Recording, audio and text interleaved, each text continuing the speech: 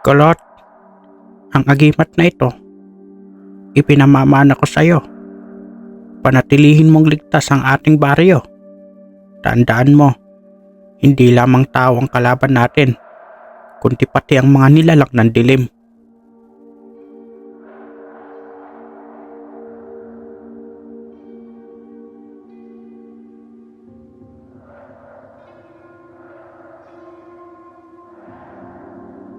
Sa isang payak na baryo, sa kanlurang bahagi ng Samar, may isang lalaking kilala sa ngalang Mamerto o mas kilala bilang Lolo Mamang. Si Lolo Mamang ay tanyag, hindi lamang sa kanyang pagiging albularyo, kundi pati na rin sa kanyang agimat, isang medalyon na sinasabing nagtataglay ng kakaibang kapangyarihan. Ang agimat na ito, ang naging sandigan niya laban sa mga nilalang ng dilim at masasamang loob na nagbabalak sirain ang kapayapaan ng kanilang baryo. Ngunit si Lolo Mamang ay matanda na at ang panahon ay hindi na pumapanig sa kanya. Isang araw, tumawag siya sa kanyang apo na si Kulot, isang sundalong bumalik mula sa kanyang serbisyo sa Mindanao. Si Kulot ay lumaking malapit kay Lolo Mamang matapos mamatay ang kanyang mga magulang sa isang aksidente. Noong bata pa siya. Ngayon, ang sundalong sanay sa digmaan ay haharap sa isang panibagong laban, isang laban na hindi niya inakalang magiging bahagi ng kanyang kapalaran. Nang dumating si Kulot sa bahay ni Lolo Mamang, nasalubong niya ang malamig na hangin ng Desyembre. Sa silid ng matanda, mahina na ang boses nito, ngunit malinaw ang kanyang sinabi. Kulot, ang agimat na ito, ipamamana ko sa iyo. Panatilihin mong ligtas ang ating baryo. Tandaan mo, hindi lamang tao ang kalaban natin, kundi pati ang mga nilalang ng dilim. Bago pa man makapagtanong si Kulot, pumikit na si Lolo Mamang, tila payapang nakatulog, magpakailanman. Sa pagbabalik ni Kulot sa baryo ng kanilang pamilya, nadama niya ang kakaibang pagbabago sa paligid. Tahimik ang lugar, ngunit may kakaibang pakiramdam ng pangamba sa bawat sulok. Sa pagsisimula ng kanyang pananatili, inalam niya ang mga kwento ng baryo mula sa kanyang mga kababata at dating kapitbahay. Natuklasan niyang muling nagpapakita ang mga aswang sa baryo at may misteryosong pagkawala ng ilang residente. Sa pag-inspeksyon ni Kulot sa bahay ni Lolo Mamang, natagpuan niya ang isang kahon na naglalaman ng medalyon na may nakaukit na simbolo, isang maliit na itak at isang piraso ng papel na may mga dasal na hindi niya maunawaan. Napansin din niyang parang gumaan ang kanyang pakiramdam nang isuot niya ang medalyon, ngunit kasabay nito, tila may malamig na hangin na dumaan sa kanyang paligid. Kinagabihan, napansin ni Kulot ang mga kakaibang tunog mula sa gubat na malapit sa bahay. Tumahol ang mga aso at ang mga manok ay tila nagtakbuhan sa kanilang koral. Sa tulong ng agimat, nakaramdam siya ng lakas ng loob na alamin ang pinagmumulan ng mga ingay. Dala ang maliit na itak mula sa kahon, lumabas siya sa dilim. Sa kanyang paglalakad, nakita niya ang isang anino ng nilalang na tila hindi tao. Mahaba ang mga kuko at mapula ang mga mata. Sa pag-atake ng nilalang, nagliyab ang medalyon ni Kulot at naging dahilan upang matras ito. Napagtanto niya ang agimat ni Lolo Mamang, ang dahilan kung bakit siya protektado. Kinabukasan, kinausap ni Kulot ang isang matandang albularyo sa baryo upang alamin ang kwento ng mga aswang sa kanilang lugar. Ayon sa matanda, ang baryo nila ay matagal nang minamanmanan ng isang malupit na angkan ng mga aswang na may lihim na pakay. Ang makuha ang agimat na minana ni Kulot mula kay Lolo Mamang. Ang agimat ay may kapangyarihang magtulak sa kanila upang mawala ang kanilang lakas. Habang sinasabi ito ng matanda, biglang huminto ang hangin at nagdilim ang kalangitan kahit tanghalin tapat. Isang babala na paparating ang mas malaking laban. Kinagabihan, habang nakaupo si Kulot sa tabi ng bintana ng bahay ni Lolo Mamang, muli niyang pinagmasdan ang agimat na nakasabit sa kanyang liig. Pakiramdam niya ay tila may sariling buhay ang medalyon. Ang mga ukit nito ay kumikislap sa dilim at ang malamig na simoy ng hangin ay tila nagbabanta ng paparating na panganib.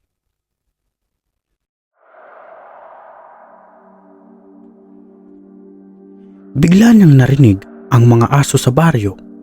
Hindi tumatahol tulad ng dati, kundi nag-iiyakan na parang may paparating na kalamidad. Kumuha si Kulot ng itak at lumabas ng bahay. Tumutok ang kanyang mga mata sa madilim na kalangitan at doon niya nakita ang mga higanting uwak na umiikot sa ere. Sa ilalim ng liwanag ng buwan, naramdaman niya ang malamig na hangin at ang kakaibang bigat ng paligid. Alam niyang hindi ito pangkaraniwang gabi. "Anak ni Mamang, ipakita mo ang rapang mo," bulong niya sa sarili habang mahigpit na hinahawakan ang itak. Sa di kalayuan, narinig niya ang mga kaluskos ng dahon sa likod ng bahay. Sa paglapit niya, nakita niya ang isang anino ng matandang babae na may mahaba at gusot na buhok. Ito'y ngumisi at ang mga mata nito'y namula tulad ng mga naririnig niya sa mga alamat. "Ah, ikaw palang bagong tagapagmana ng agimat," wika ng matanda sa malamig at mabagal na boses. "Hindi mo ba alam kung ano ang dala mo? Ang agimat na iyan, ang susi sa aming tagumpay, at kukunin namin iyan kahit ikamatay mo pa."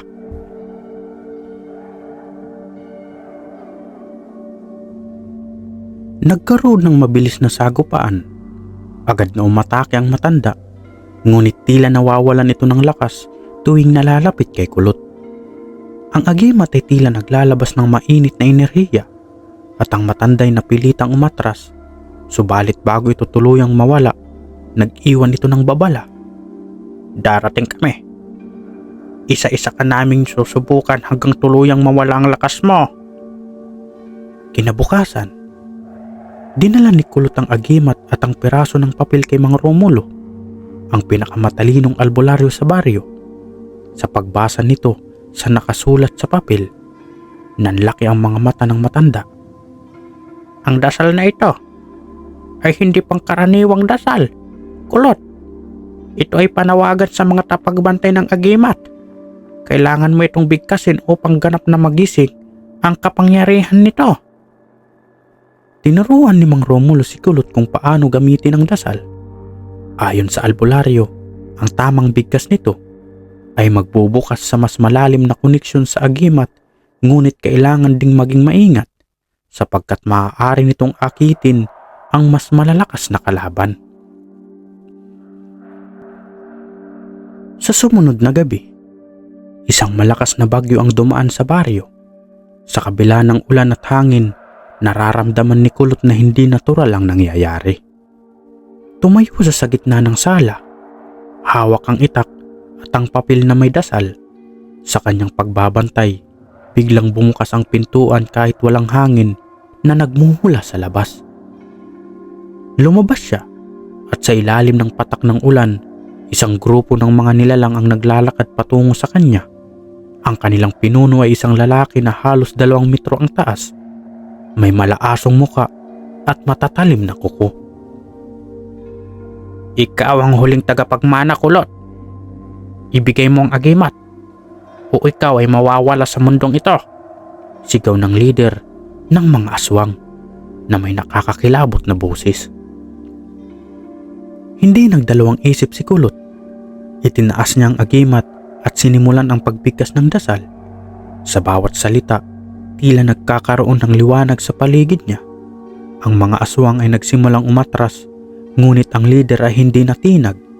Sa halip, ito'y umatake at nagkaroon sila ng matinding labanan. Habang lalong natutuklasan ni Kulot ang tunay na kapangyarihan ng agimat, Dumarami rin ang mga kalaban sumusubok sa kanya. Malalaman niya na ang kanyang lakas ay hindi lamang nakasalalay sa agimat kundi sa kanyang tapang at kakayahang magtiwala sa sariling kakayahan.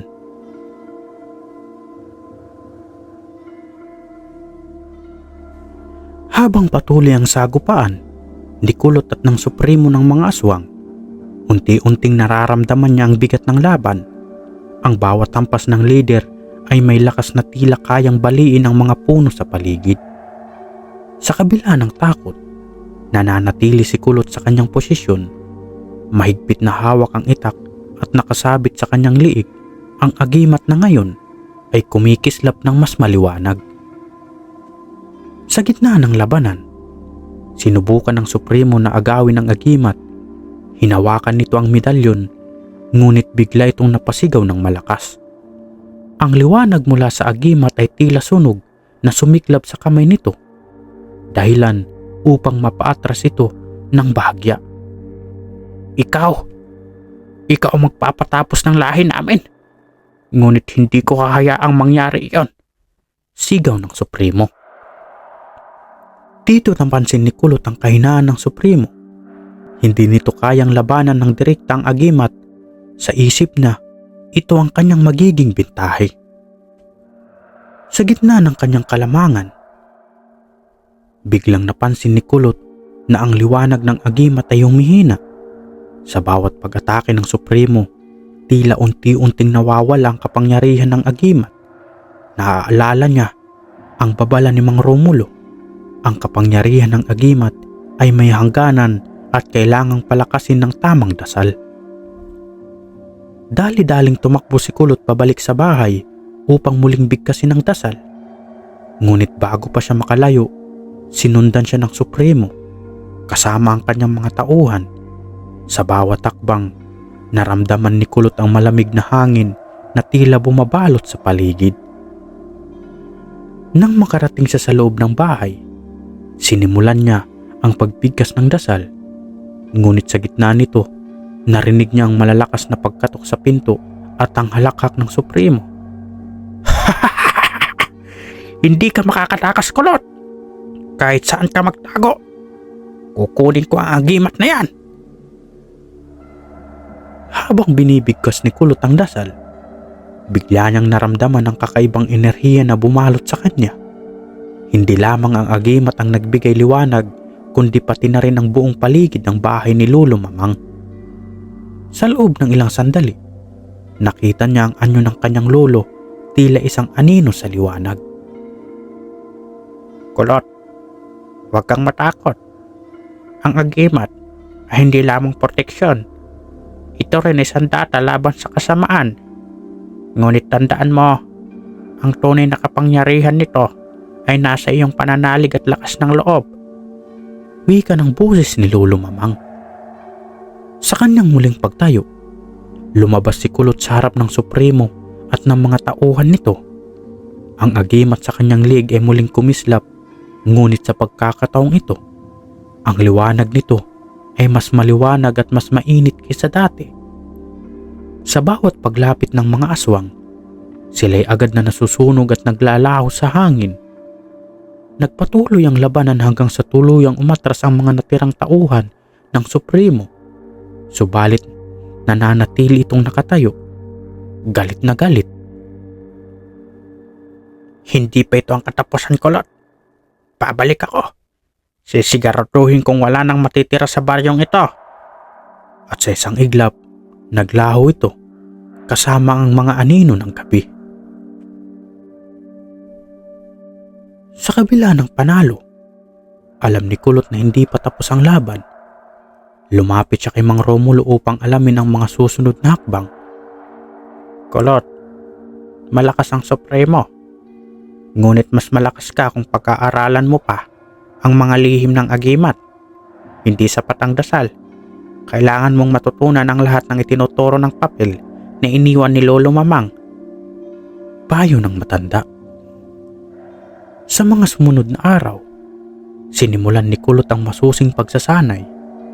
Sa tulong ni Mang Romulo, pinag-aralan niya ang iba't ibang ritual at dasal na konektado sa agimat. Natutunan din niya ang kalagahan ng pananalig, hindi lamang sa sarili, kundi pati na rin sa Diyos at sa mga espiritu ng liwanag. Ngunit habang patuloy ang kanyang pagsasanay, naramdaman niya ang paparating na panganib. Sa bawat gabi, ang baryo ay tila mas lumalamig at ang mga uwak ay muling nagbabalik. Alam niya ang Supremo ay naghahanda rin para sa susunod nilang sagupaan. Habang unti-unting nalalaman ni Kulot ang mga lihim ng agimat, nalalapit din ang mas matinding laban sa Supremo ng mga aswang. Ang bawat sagupaan ay nagiging daan upang mas mapalapit siya sa kanyang tunay na layunin, ang protektahan ng baryo mula sa kasamaan at tuluyang wasakin ang angkan ng dilim. Sa gitna ng kanyang pagsasanay, natuklasan ni Kulot mula kay Mang Romulo ang tunay na pinagmumulan ng Supremo. Ito'y hindi isang ordinaryong aswang, isa itong gabonan, isang uri ng mas makapangyarihang nilalang na pinagsama ang kapangyarihan ng aswang at ng kulam. Sa daang taon, ang Supremo ay nagtipon ng lakas mula sa mga buhay na kinukuha nito sa bawat baryo na kanyang pinupuntahan. Kulot, hindi sapat ang lakas ng agimat laban sa isang gabonan. Kailangan mo ng tulong mula sa mga espiritu ng kalikasan. Subukan mong hanapin ang puno ng baliti sa dulo ng kagubatan. Doon ka makakakuha ng dagdag ng proteksyon. Paliwanag ni Mang Romulo. Hindi nag-aksaya ng panahon si Kulot. Sa kabila ng panganib, nagtungo siya sa kagubatan, dala ang agimat at titak na binasbasan ni Mang Romulo. Sa ilalim ng dilim ng gabi, naramdaman niya ang mga matang nakamasid sa kanya. Nang marating niya ang puno ng baliti, isang matandang babae na may puting buhok ang lumitaw mula sa likod nito. Ang kanyang anyo ay tila nagbabago-bago. Minsan ay tao, minsan ay anino. Ano ang pakay mo rito, binata? Tanong ng babae na may malamig at matinis na boses. Narito ako para protektahan ang baryo namin mula sa Supremo. Kailangan ko ng lakas para labanan siya, sagot ni Kulot habang nakatitig ng diretso sa babae. Ngumisi ang matanda. Ang lakas na hinahanap mo ay may kapalit. Handa ka bang harapin ang anumang kahinatnan ng iyong desisyon? Oo, handa akong ibigay ang lahat para sa kaligtasan ng mga inosente. Tumangwang matanda at nagbigay ng isang maliit na supot. Ito, ang alangang dilaw. Pag inihalo mo ito sa dugo ng iyong kaaway at dasalan ng agimat, magbubukas ito ang kapangyarihan, maaaring tumalo sa Supremo. Ngunit mag-ingat ka, sapagkat kapag ginamit mo ito, ikaw ay magiging target ng mas matinding pwersa. Pagbalik ni Kulot sa baryo, nakahanap siya ng mga bakas ng kaguluhan. Ang ilang bahay ay wasak at ang mga tao ay natatakot. Isang matandang lalaki ang lumapit sa kanya. Kulot, ang Supremo ay muling bumalik. Kinuha niya ang mga bata kagabi. Galit at determinasyon ang bumalot kay Kulot. Alam niyang ito na ang oras upang gamitin ang natutunan niya. Tinipon niya ang mga matatapang na kalalakihan sa baryo at binigyan sila ng basbas mula sa agimat. Hindi natin sila hayaang magtagumpay. Sama-sama tayong lalaban. Sa ilalim ng liwanag ng buwan, sinundan nila ang bakas ng mga aswang papunta sa isang abandonadong kuweba sa gilid ng bundok. Sa loob, natagpuan nila ang mga nawawalang bata na nakakulong sa loob ng isang bilog na gawa sa asin at mga kakaibang anting-anting. Biglang lumitaw ang Supremo, kasama ang kanyang mga alagad. Ang kanyang anyo ngayon ay mas nakakatakot. May pakpak na tila isang dambuhalang paniki at ang kanyang mga mata ay naglalabas ng apoy. Akala mo'y makakatalo ka sa akin? Kulot, ang lakas mo ay hindi sapat para sa akin, sigaw ng Supremo. Dito ginamit ni Kulot ang natanggap niyang alangang dilaw. Inihalo niya ito sa sariling dugo at sa dugo ng isang mga bata. Binigkas niya ang dasal na itinuro ni Mang Romulo habang hawak ang agimat. Ang kapangyarihan ng agimat ay lumakas at ang liwanag nito ay bumalot sa buong kuweba. Ang mga alagad ng Supremo ay isa-isang natunaw sa liwanag, ngunit ang Supremo mismo ay lumaban ng mas matindi. Nagpatuloy ang sagupaan nila ni Kulot. Ang itak ay humahati sa hangin habang sinusubukang abutin ang Supremo. Sa bawat galaw ng Supremo, ang lupa ay nanginginig, ngunit hindi sumuko si Kulot.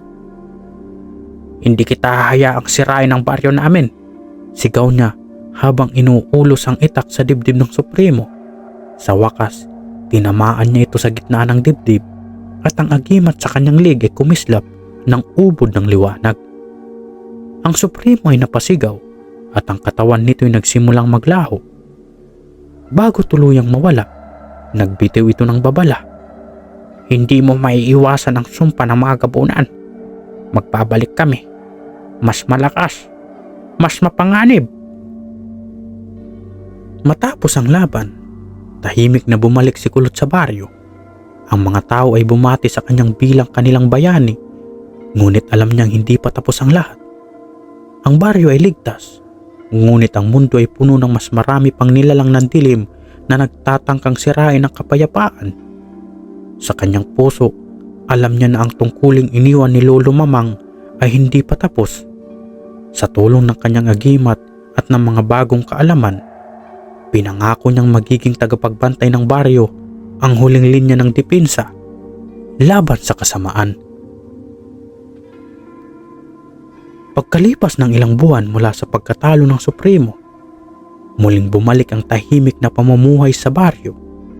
Si Kulot ay naging pangunahing tagapagtanggol ng kanilang lugar, ngunit sa kabila ng katahimikan, ramdam niya ang aninong nagbabadya sa paligid, isang paalala na ang laban ay hindi pa tapos. Isang gabi, habang nagpapahinga si Kulot, nakarinig siya ng mga yapak sa paligid ng kanyang kubo. Agad niyang kinuha ang kanyang itak at siniguradong suot ang agimat. Sa labas, nakita niya si Mang Romulo na humahangos, may dalang masamang balita. "Kulot, may dumating na balita mula sa kabilang baryo. Sinasabing may malaking grupo ng mga aswang na nagtatago sa kagubatan malapit sa atin. Hindi ito mga ordinaryong aswang. Ang ilan sa kanila ay may dalang kakaibang sumpa," sabi ni Mang Romulo habang hinihingal. "Nagpapadala sila ng babala," dagdag niya habang iniaabot ang isang sulat na gawa sa balat ng puno. Binasa ni Kulot ang nilalaman nito. "Sa huling buwan ng dilim, darating ang paghihiganti ng aming hari. Maghanda, sapagkat hindi kayo makakatakas sa sumpa ng gabunan." Kinabukasan, nagising ang baryo sa mga kakaibang pangyayari. Ang mga hayop ay biglang nawawala at ang hangin ay mabigat, tila puno ng kasamaan. Isang batang biglang nagkasakit. Kakaibang karamdaman na hindi kayang pagalingin ng simpleng lunas. Si Mang Romulo ay nagsagawa ng ritual upang alamin ang pinagmulan ng sumpa. Sa gitna ng ritual, nakita niya ang isang pangitain. Ang Supremo ng gabunan ay hindi tuluyang namatay. Sa halip, ang kanyang kaluluwa ay nag-anyong anino at naglalakbay sa mga katawan ng kanyang mga alagad upang muling mabuo. "Kulot, ang sumpang ito ay magpapatuloy hanggat hindi natin tuluyang winawasak ang espiritu ng Supremo. Kailangan mong harapin siya sa lugar kung saan siya unang nagmula, ang kuweba ng gabunan." Pinili ni Kulot ang ilan sa mga matatapang na lalaki sa baryo upang samahan siya sa panganib na misyon. Kabilang dito si Mang Romulo na nagdala ng mga anting-anting at si Andres, isang mangingisda na kilala sa kanyang lakas. Habang naglalakbay sila patungo sa kuweba, nararamdaman nila ang presensya ng mga nilalang ng dilim.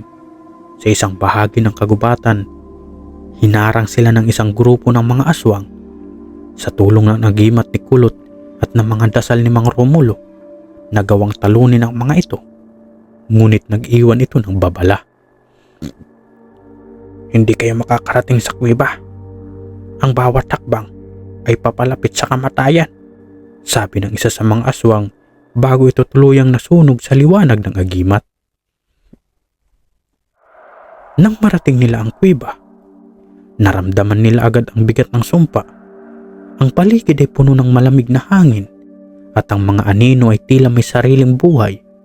Sa loob ng kuweba, nakita nila ang mga kakaibang ukit sa mga dingding, mga simbolo ng kulam at kababalaghan. Biglang lumitaw ang anino ng Supremo. Nagbalik kayo upang tapusin ang inyong simula. Ngunit sa pagkakataong ito, hindi na kayo makakabalik ng buhay, sabi ng Supremo habang unti-unting nagkakaroon ng anyo. Naging sagupaan ng tagpo. Si Kulot ay lumaban gamit ang kanyang itak at agimat, habang si Mang Romulo ay bumigkas ng mga dasal upang pahinain ang kalaban. Ngunit ang Supremo ay mas malakas na ngayon. Ang bawat hampas nito ay nagdudulot ng lindol at ang kanyang mga anino ay tila walang katapusan. Sa kabila ng hirap, naalala ni Kulot ang sinabi ni Lolo Mamang. Ang agimat ay hindi lamang proteksyon. Ito'y sandata ng liwanag laban sa dilim. Pinagsama niya ang lahat ng natutunan at ginamit ang agimat upang lumikha ng isang napakalakas na liwanag na pumuno sa buong kuweba. Sa huling sandali, nagawang sugatan ni Kulot ang Supremo gamit ang itak at ang liwanag ng agimat. Hindi ako natatakot sa iyo, sigaw niya habang tuluyang binasag ang anino ng Supremo. Sa pagbagsak ng kalaban, naramdaman nilang nawala ang sumpa. Ang malamig na hangin ay napalitan ng init at ang kuweba ay biglang naglaho, kasama ang lahat ng mga aninong naroroon. Pagbalik nila sa baryo, sinalubong sila ng mga tao bilang bayani. Ang sumpa ng gabunan ay tuluyang nang nawala. Ngunit alam ni Kulot na marami pang hamon ang darating. Ang baryo ay ligtas, ngunit siya'y nananatiling handa. Ang agimat ni Lolo Mamang ay mananatiling kanyang gabay at sandata sa laban sa anumang kasamaan na magtatangkang bumalik. Ilang linggo matapos ang pagkatalo ng Supremo, nagkaroon ng isang hindi pangkaraniwang kaganapan sa baryo. Isang estranghirong lalaki, may dalang mahabang baston at suot ang damit na tila gawa sa pinagsamang balat at hibla ng niyog, ang dumating sa baryo. Ang kanyang anyo ay hindi kapansin-pansin, ngunit ang kanyang mga mata ay tila nakakaalam ng maraming lihim. Lumapit siya kay Kulot at nagsabi ng, ang ginawa mo sa Supremo ay nagbukas ng bagong pinto. Ang pagkatalo niya hindi wakas, kundi simula lamang ng mas malaking laban.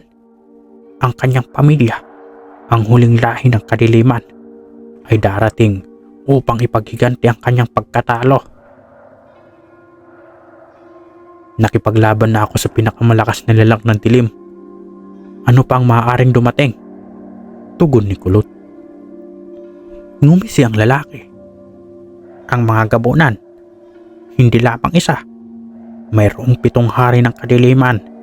Ang Supremo ay isa lamang sa kanila, at ang natitirang 6 ay may kanya-kanyang mga kapangyarihan. Sila ay nagtitipon na. Kinabukasan, muling nagtipon ang mga tao ng baryo upang magplano ng kanilang susunod na hakbang.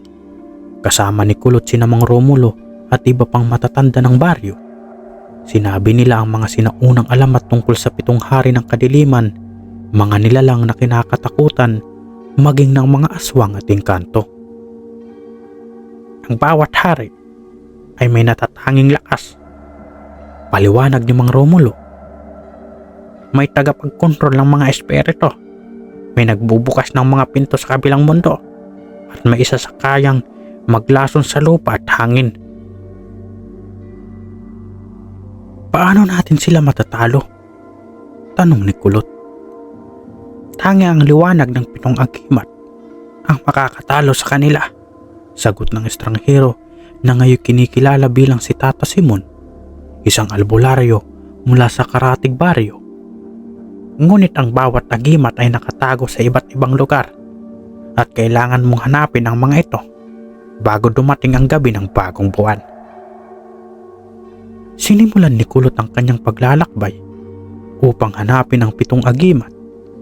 Ang una ay sinabi ni Tata Simon na matatagpuan sa isang matandang simbahan sa bundok ng Magindara, isang lugar na pinaniniwala ang tirahan ng mga engkanto. Kasama si Mang Romulo at si Andres, nagtungo sila sa bundok. Sa kanilang paglalakbay, nakasalubong nilang isang babaeng engkanto na nagsabi ng isang hamon. Ang agimat ay nasa altar ng simbahan. Ngunit upang ito'y makuha, kailangang talunin ang bantay nito. Ang manlalason, isang nilalang na ang bawat hininga ay nakakamatay. Sa kabila ng babala, nagpatuloy sila. Sa loob ng simbahan, natagpuan nila ang manlalason, isang dambuhalong nilalang na may balat na kulay uling at mata na tila baga. Sa bawat galaw nito, naglalabas ito ng lason na sumisira sa mga halaman sa paligid.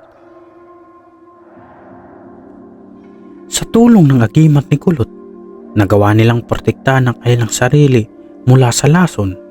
Matalino nilang ginamit ang liwanag ng agimat upang mahina ang manlalason at sa huli, nagawang talunin ito gamit ang isang ritual na itinuro ni Tata Simon.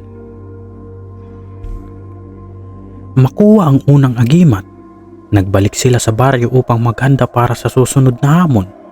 Ang pangalawang agimat ay sinabi ni Tata Simon na nasa ilalim ng isang malalim na lawa sa baryo ng Pandan. Ngunit ang lugar na ito ay kilala bilang tahanan ng babaeng itim, isang sirena na kumakain ng kaluluwa ng sino mang lalapit sa kanyang teritoryo. Kailangan natin kumuha ng dasal ng pangontra. Ang lawa ay pinoprotektahan ng mga engkanto, kaya't hindi tayo maaaring basta-basta pumasok, sabi ni Mang Romulo. Sa tulong ng isang mangingisda mula sa Pandan, nagtungo sila sa lawa sa gabi. Ang oras kung kailan sinasabing nagpapakita ang babaeng itim habang binabaybay nila ang lawa, naramdaman nila ang malamig na tubig na tila gumagalaw sa ilalim ng bangka. Biglang lumitaw ang babaeng itim. May mahahaba at basang buhok, mata na nagliliab sa dilim at tinig na puno ng puot. Sino ang nagngangaas na pumasok sa aking lugar? Tanong nito habang umiikot sa paligid ng bangka. Hinahanap namin ang agimat, sagot ni Kulot, hawak ang kanyang itak at agimat. Ang babaeng itim ay lumaban gamit ang kanyang malalakas na alon at kakayahang magpaikot ng tubig. Ngunit sa tulong ng dasal ni Mang Romulo at ng unang agimat, nagawa nilang magdulot ng liwanag na tumama sa nilalang, dahilan upang ito'y mawala at mag-iwan ng pangalawang agimat sa gitna ng lawa. Matapos makuha ang pangalawang agimat, nagpakita si Tata Simon sa isang panaginip ni Kulot. Hindi lahat ng hari ng kadiliman ay maaaring talunin ng lakas. Ang ilan sa kanila ay gumagamit ng panlilinlang at takot. Mag-ingat ka sapagkat ang susunod mong haharapin ay hari ng anino. Sa kabila ng babala, determinado si Kulot na ipagpatuloy ang kanyang misyon. Ang baryo ay nakasalalay sa kanyang lakas at tapang, ngunit sa bawat takbang, nararamdaman niyang mas bumibigat ang banta ng mga hari ng kadiliman. Makalipas ang ilang araw mula sa panaginip ni Kulot, isang maligim na balita ang dumating sa baryo. Ang kalapit na nayon ay natagpuan wala ng tao. Walang bakas ng buhay, ngunit walang palatandaan ng labanan o kaguluhan.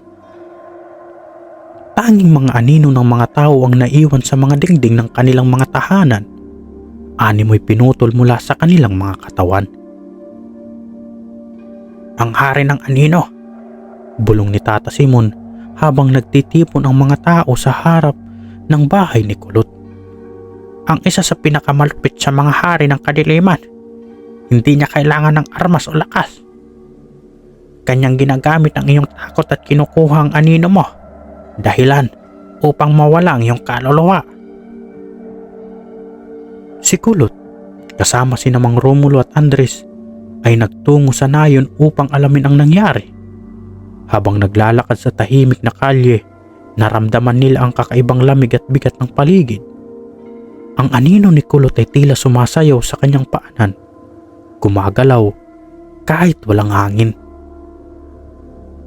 Mag-ingat kayo, paalala ni Tata Simon na sumama rin sa misyon. Kapag nagsimula ng gumalaw ang iyong anino na parang may sariling buhay, malapit na siya. Biglang nagdilim ang langit at lumitaw ang hari ng anino, isang matangkad na nilalang na tila gawa sa purong kadiliman. Ang kanyang mukha ay walang laman, ngunit ang kanyang presensya ay puno ng takot. Sumuko ka na, tagapagpadala ng liwanag, sabi ng hari ng anino. Ang kanyang boses ay tila umaalingaw mula sa bawat sulok ng pagilid.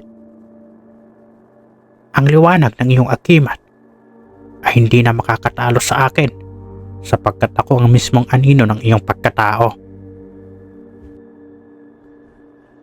Habang nakikipaglaban, napansin ni Kulot na hindi tinatablan ng liwanag ng akimat ang hari ng anino. Sa halip, ang bawat tampas ng liwanag ay tila nagdadagdag ng kanyang lakas. Hindi mo siya matatalo ng may galit o takot. Ang kanyang kapangyarihan ay nagmumula sa iyong mga sarili, takot at kasalanan, sigaw ni Tata Simon. Kailangan ni Kulot na labanan ang sarili niyang anino. Pumikit siya, inalala ang lahat ng kanyang dinaanan bilang sundalo, ang mga pagsubok, ang mga pagkatalo at ang mga taong nawala sa kanyang buhay. Tinanggap niya ang lahat ng sakit at dilim sa kanyang puso. Hindi mo na ako kayang kontrolin, sabi ni Kulot, hawak ang agimat ng mas mahigpit. Ang aking liwanag ay hindi perpekto, ngunit ito ay sapat na upang labanan ang iyong kadiliman. Sa isang huling pagsalakay, ginamit ni Kulot ang kapangyarihan ng dalawang agimat na nakuha niya upang magdulot ng purong liwanag na hindi mula sa lakas ng galit, kundi mula sa tapang at pagtanggap. Ang hari ng anino ay sumigaw sa sakit habang siya'y nalusaw sa liwanag na nag-iiwan ng ikatlong agimat sa lupa. Matapos ang labanan, nagbalik si Kulot at ang kanyang mga kasama sa baryo upang ipahinga ang kanilang mga sarili. Ngunit bago pa man sila makatulog, isang kakaibang pagyanig ang naramdaman nila mula sa lupa. Darating na ang pinuno ng lahat ng hari ng kadiliman, sabi ni Tata Simon. Ang boses ay puno ng kaba. Siya ang pinakamalakas, ang hari ng apoy at bato, ang tagapagwasak ng mundo. Hindi ko na kailangang maghanap ng mga natitirang agimat. Kung siya ang darating, di ko siya haharapin. Ito ang huling laban ko para sa baryo. Sa sumunod na gabi, lumitaw sa kalangitan ng isang pulang buwan, hudyat ng pagbabalik ng pinuno ng kadiliman. Ang lupa ay yumanig, at mula sa ilalim ng lupa ay lumitaw ang hari ng apoy at bato, isang dambuhalang nilalang na may katawan ng lava at mga mata na tila nagbabagang karbon. Hindi mo ako matatalo, mortal. Ako ang wakas ng lahat ng bagay, sabi ng nilalang. Ang kanyang boses ay parang kulog. Si Kulot, suot ang tatlong agimat, ay tumayo sa harap ng nilalang. Sa tulong ni Mang Romulo, Andres at Tata Simon, nagtipon sila ng lahat ng natitirang lakas ng baryo upang magdasal at suportahan si Kulot. Ang laban ay nagtagal ng buong gabi. Ang hari ng apoy at bato ay nagpadala ng mga bulang apoy at nagwasak ng lupa. Ngunit si Kulot ay hindi sumuko. Sa tulong ng tatlong agimat, nagawa niyang lumikha ng liwanag na kayang tumagos sa matigas na balat ng nilalang. Sa huling sandali, ginamit niya ang buong lakas ng kanyang agimat upang palibutan ang hari ng apoy at bato ng liwanag, dahilan upang ito'y mabasag at bumalik sa lupa kung saan ito nagmula. Matapos ang laban, nagbalik ang katahimikan sa baryo. Si Kulot ay kinikilala bilang bayani, ngunit siya mismo ay alam na ang laban ay hindi tuluyang tapos. Sa bawat dilim na kanyang nilabanan, nariyan ang paalaala na ang liwanag ng agimat ay kailangang patuloy na mabuhay, hindi lamang sa isang tao, kundi sa buong baryo. Ang tunay na agimat ay ang tapang at pagkakaisa ng ating bayan. Hindi ito dapat manatili sa isang tao lang. Dapat ito'y maging tagapagbantay at alaga ng lahat, sabi ni Kulot habang iniaabot ang mga agimat kay Tata Simon. Sa ganitong paraan, ang baryo ay nananatiling handa sa anumang darating na dilim sa tulong ng mga albularyo, mga dasal at ang hindi natitinag na tapang ng kanilang bayani na si Kulot. Wakas,